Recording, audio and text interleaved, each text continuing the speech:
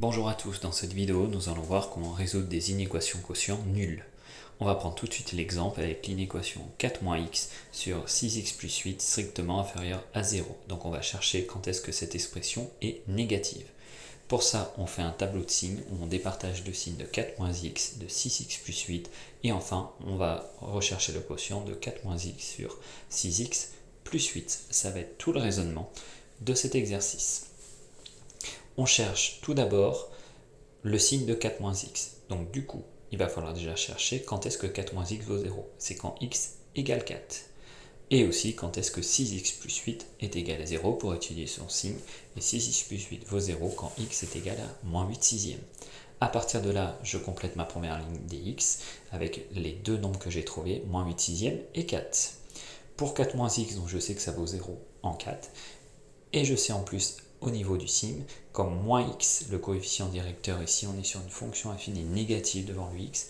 Donc je sais que là, cette fonction affine a une courbe à une droite qui va être décroissante. Donc ce sera d'abord plus et moins en termes de signe autour du 4. Puis ensuite, pour 6x plus 8, ça va être le même type de raisonnement, sauf que le coefficient directeur là, de cette fonction affine est 6. Donc c'est une fonction croissante.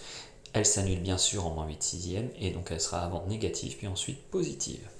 À partir de là, je vais pouvoir déterminer le signe du quotient. Pourquoi? Parce que tout simplement, je sais que le signe d'un quotient, si je fais plus divisé par plus ou moins divisé par moins, ça donne plus, ou plus divisé par moins et moins divisé par plus, ça donne moins. À partir de là, je vais pouvoir indiquer que mon quotient va s'annuler en 4, donc je vais pouvoir dire qu'en 4 il vaut 0, et en moins 8 sixièmes aussi. Mais attention, en fait, moins 8 sixièmes est une valeur interdite.